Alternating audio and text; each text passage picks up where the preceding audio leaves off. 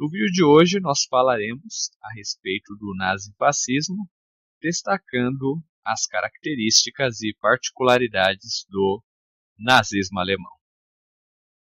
Bem, senhores, para começo de conversa, é importante nós compreendermos o panorama histórico da Europa no período pós-Primeira Guerra Mundial.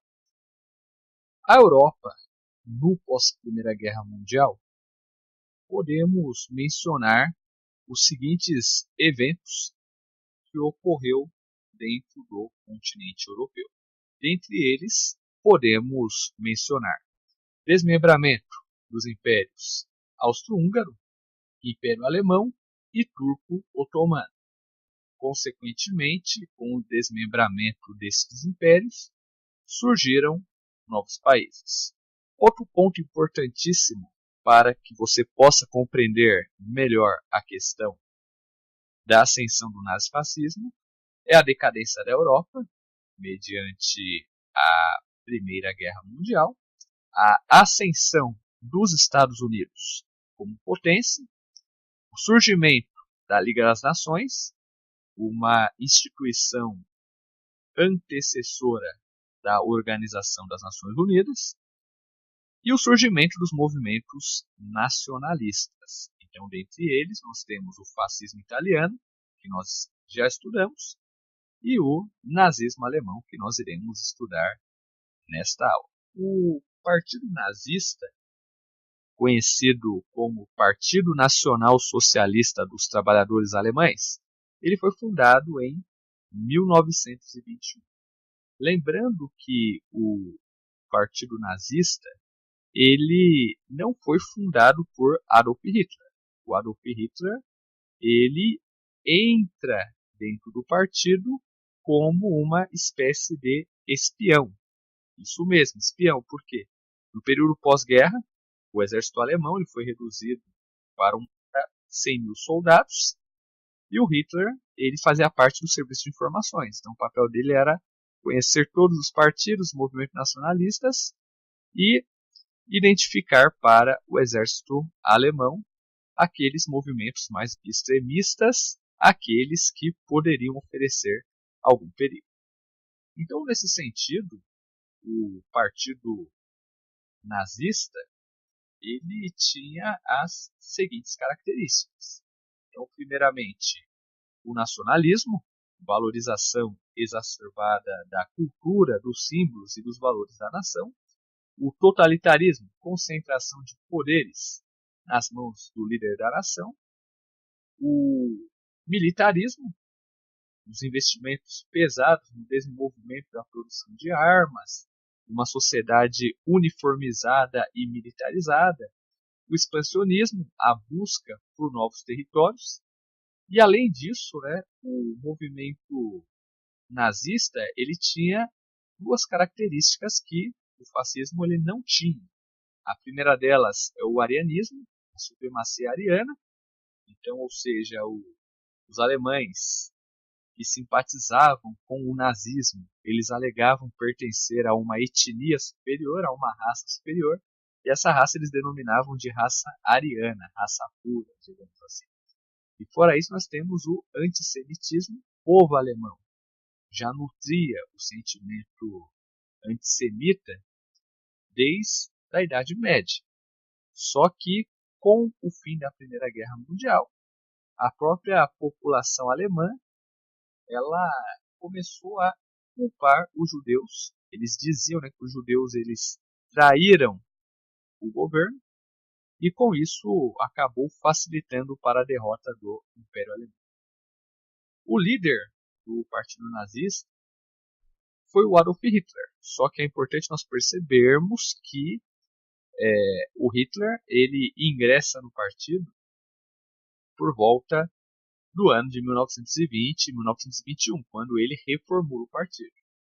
O Partido Nacional Socialista ele não foi fundado pelo Hitler em si. O Hitler ele foi uma espécie de líder do partido, orador do partido, e com isso ele acaba assumindo a liderança, ele acaba centralizando o poder. O símbolo do partido nazista era a suástica, que era um símbolo milenar que significa movimento, e esse símbolo foi adotado por iniciativa do Hitler, no Partido Nazista, em 1921.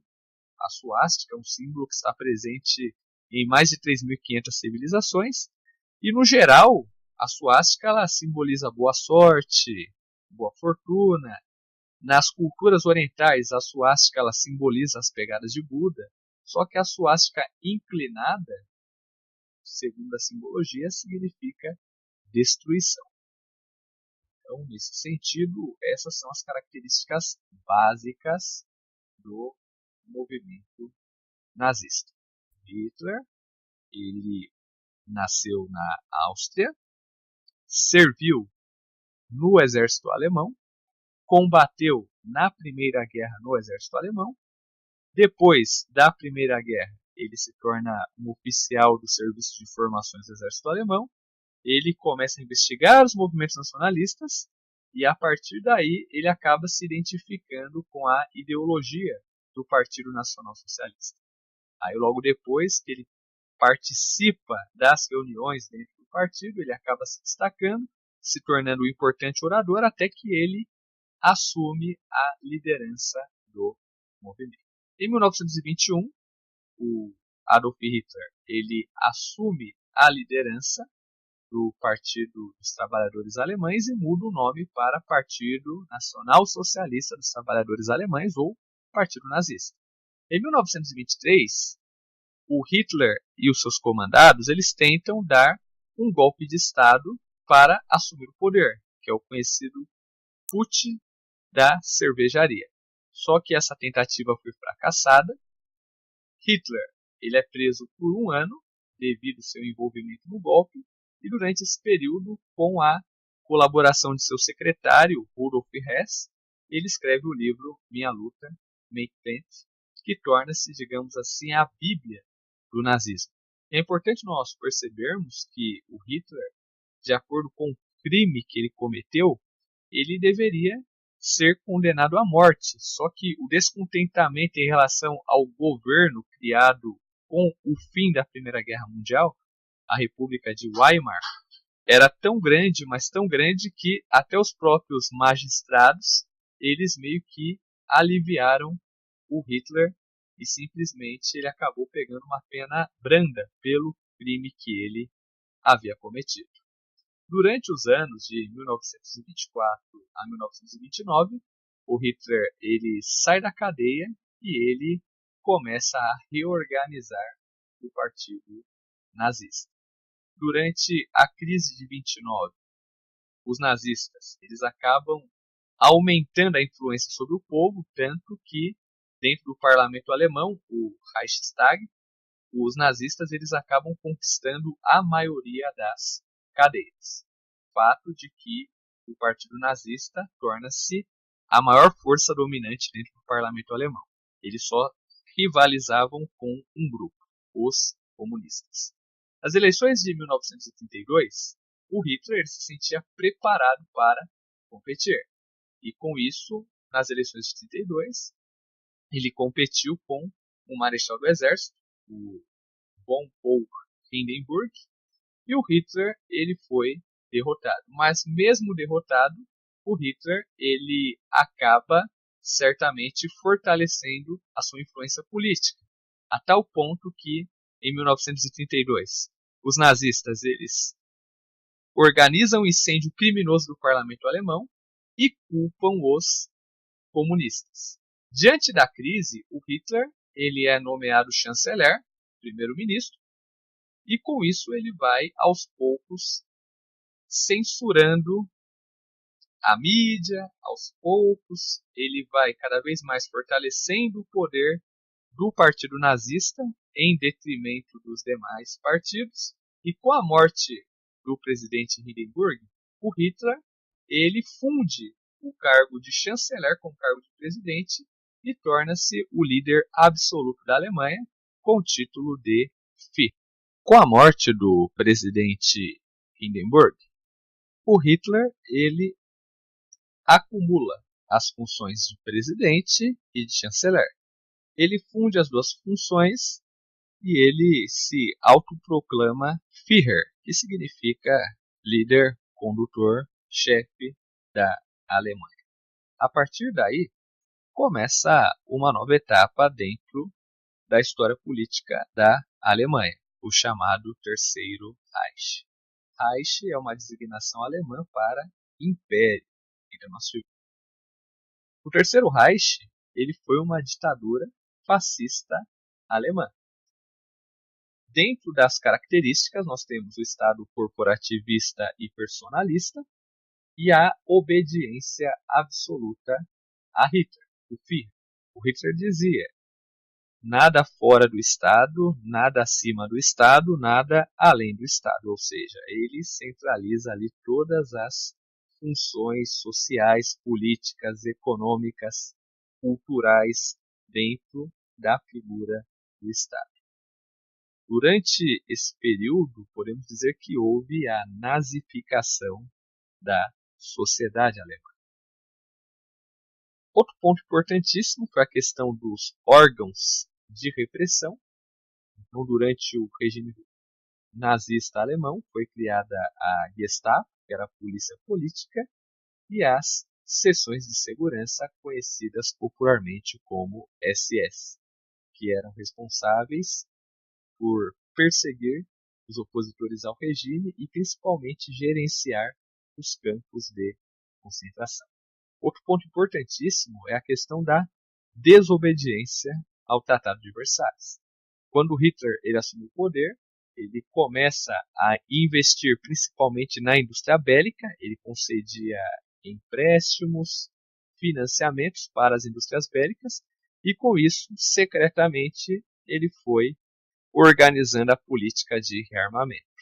Tanto que ele reorganiza o exército alemão, ele simplesmente cria uma nova força aérea, que de acordo com o Tratado de Versalhes era proibido.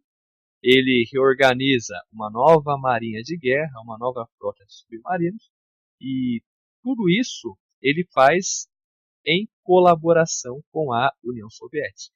Tanto que grande parte desses armamentos, grande parte do treinamento dos soldados alemães foram todos organizados ali por militares soviéticos. O Hitler, ele defendia a doutrina do espaço vital ou Lebensraum. De acordo com essa doutrina, todas as comunidades alemãs deveriam ser unificadas para que assim o Hitler ele concluísse o plano de expansão conhecido como Grande Alemanha. Durante esse expansionismo houve as anexações da Áustria, dos Sudetos, da Tchecoslováquia e de Danzig, que era uma cidade de etnia alemã, só que ela estava separada do território alemão. Até o presente momento, ainda as nações, a Liga das Nações, juntamente com a França e com o Reino Unido, durante essas anexações, simplesmente eles não moveram nenhuma tropa, eles ficaram tranquilamente, digamos assim, só que a gota d'água foi a invasão da Polônia em 1º de setembro de 1989, fato que ocasionou a Segunda Guerra Mundial. Ok, senhores? É importante nós percebermos que o Hitler, em 1938, ele havia feito um pacto, que foi a Conferência de Munique, e por essa conferência, junto com o Reino Unido, França, Itália, ele havia assinado um documento no qual ele não iria mais anexar nenhum território. Ou seja, ele havia assinado um documento no qual ele garantia que não iria invadir a Polônia. Só que, porém, em setembro de 1939, ele acaba rompendo este acordo. Porque antes dele organizar este acordo com a França e com o Reino Unido, ele havia feito um acordo de não agressão com a União Soviética. E dentro desse acordo de não agressão, existe uma cláusula no qual, quando Hitler invadisse a Polônia, simplesmente ele iria invadir a leste e a oeste iria invadir os soviéticos. Então houve ali uma divisão da Polônia entre o governo nazista alemão e o governo soviético de Stalin. Ok, pessoal?